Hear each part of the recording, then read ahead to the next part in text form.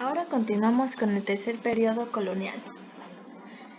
En las décadas iniciales del siglo XVIII, se abrió en la Real Audiencia lo que podría definirse como el tercero y último periodo de colonización, que transcurrió marcado por una crisis recurrente. Las calamidades internas se agravaron con una acelerada contracción de la economía colonial en su conjunto. Los metales, cuya extracción era el centro de la actividad del Imperio americano, comenzaron a escasear y es así como la organización se ahondó en la crisis. Con la recesión textil, la explotación agrícola cobró gran importancia. De este modo se acentuó el proceso de consolidación del latifundio como eje de todo el sistema económico que se dio en buena parte a costa de las propiedades de las comunidades indígenas. Este sistema se basaba en grandes extensiones que terrenos o haciendas que pasaron a pertenecer a un solo dueño, además el acoplamiento de muchos trabajadores dentro de su territorio.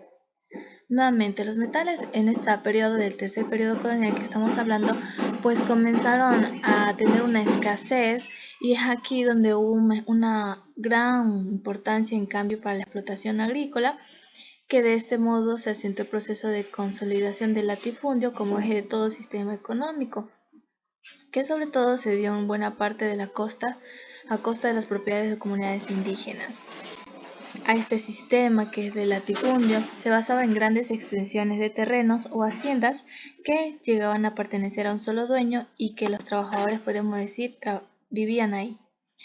Los criollos, en este caso, en este periodo, buscaban su identidad al encontrarse en un nivel intermedio entre los españoles conquistadores y los indígenas.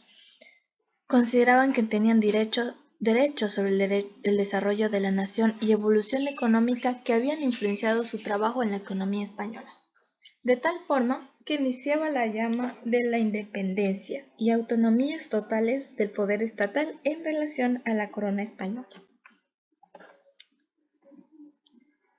Y es aquí donde vino la lucha por la independencia. La más grande figura del despertar intelectual y político fue Eugenio de Santa Cruz y Espejo, entre 1747 a 1795, el cual Eugenio de Santa Cruz y Espejo era un hijo de un indígena y una mulata. Apoyada por las élites criollas, cambió la historia. Desde el fin del siglo XVIII gobernó el barón Héctor de Carondelet, que tuvo una clara política pro-criolla y al mismo tiempo se esforzó para recuperar las jurisdicciones perdidas de la audiencia. Nuevamente, en la lucha por la independencia podemos decir que una de las figuras más destacables que despertaron el intelectualismo y la política fue Eugenio de Santa Cruz y Espejo, que era un hijo de una indígena y una mulata, una indígena y una mulata, que con el apoyo de los élites criollos comenzó a cambiar la historia. Es así que durante el fin del siglo XVIII gobernó el barón Héctor de Carondelet 1799 a 1807, que tuvo una clara política pro-criolla y al mismo tiempo se esforzó para recuperar las jurisdicciones perdidas de la audiencia. Ya a inicios del siglo XIX, las tendencias autonomistas estaban a la vista. Los criollos habían logrado una significativa ampliación de su poder económico, esperando especialmente con el robustecimiento del latifundio, pero continuaban excluidos del acceso al poder político. Sus tendencias autonomistas respecto a la metrópoli los conducirían en pocos años al rompimiento. Entonces, aquí vemos que a inicios del siglo XIX las tendencias autonomistas ya estaban a la vista para los criollos. Es aquí que los grandes protagonistas de la independencia, los patriotas, fueron los notables latifundistas a los que se sumaron lo que podríamos denominar grupos medios de la sociedad colonial. Nuevamente, los grandes protagonistas de la independencia, los patriotas, fueron los notables latifundistas, a los que se sumaron lo que podríamos denominar grupos medios de la sociedad colonial. Muchos grupos se unieron a la gesta independentista y a excepción de varios grupos indígenas y la iglesia que permanecían leales a la corona. La independencia tomó mayor fuerza debido a la intervención napoleónica en España, lo cual convirtió a las autoridades de los virreinatos y audiencias en representantes del usurpador. Así surgió en América la idea de sustituirlas por juntas integradas por criollos. Nuevamente, ¿qué nos mencionan aquí?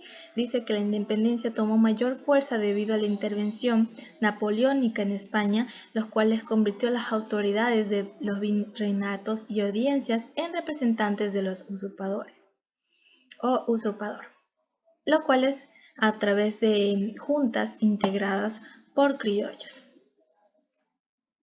Estas juntas dio en sus inicios no tomó gran poder, que hablamos aquí entre 1809, porque no lograron convencer a las fuerzas populares. Los virreyes de Lima y Bogotá intervinieron con la milicia y así disiparon la débil revolución iniciada en Quito, y es así que aquellos patriotas fueron torturados y juzgados.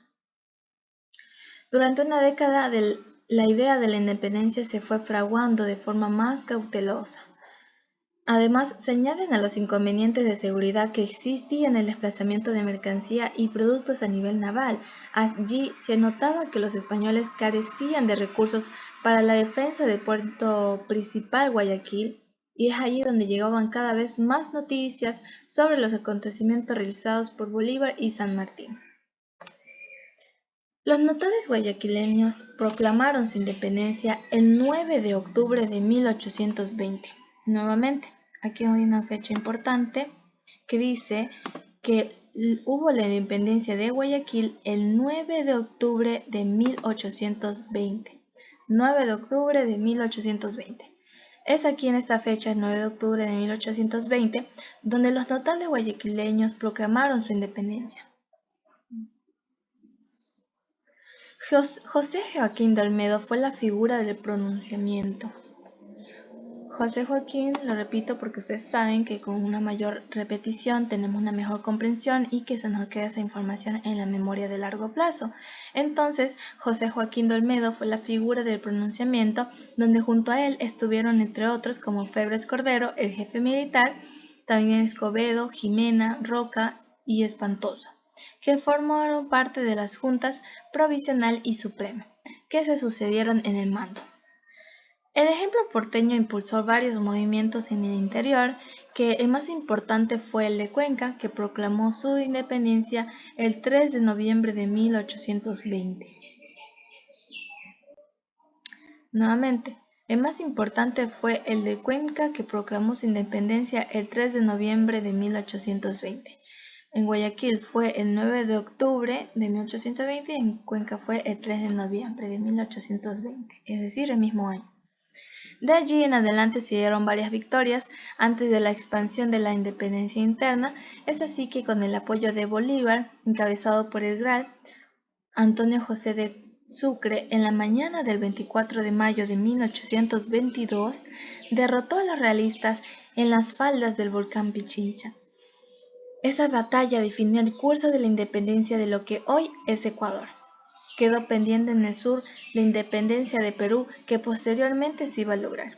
Nuevamente voy a repetir este párrafo porque se ve muy interesante, que dice que antes de la expansión de la independencia interna, con el apoyo de Bolívar, encabezado por el Gral, el destacable Antonio José de Sucre, en la mañana de 24 de mayo, derrotó a los realistas en las faldas del volcán de Pichincha, y es así donde se definió lo que hoy es Ecuador, podemos decir.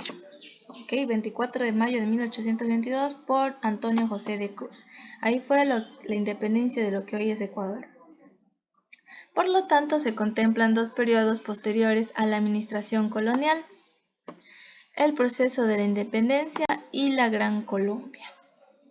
Es decir, después del 24 de mayo de 1822 existieron dos periodos posteriores a la administración colonial, en la cual se clasificaban en el proceso de la independencia, el proceso de independencia, y el segundo, que era el periodo de la Gran Colombia.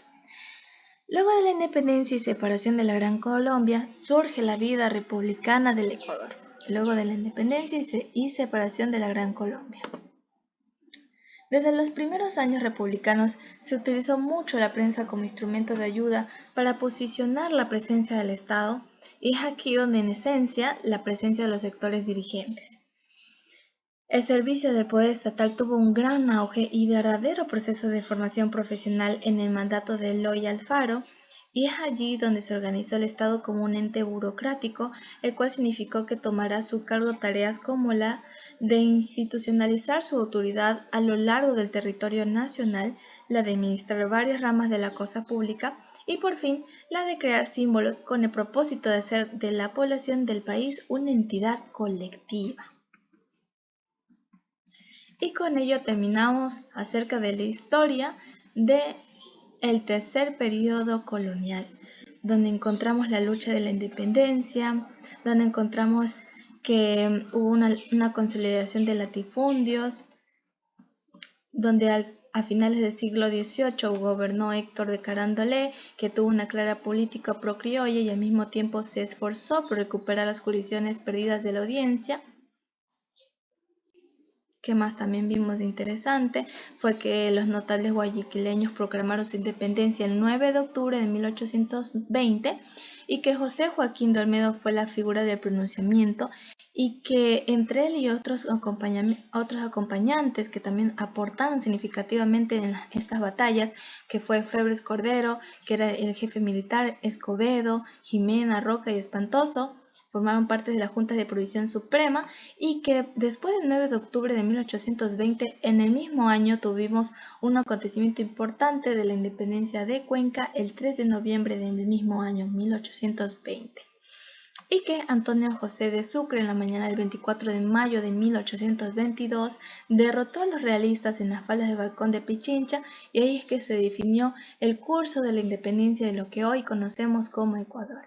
Y que posterior a ello se clasificaron dos periodos de la administración colonial, que fue el proceso de la independencia y la Gran Colombia, que luego de estos dos acontecimientos surge la vida republicana del Ecuador.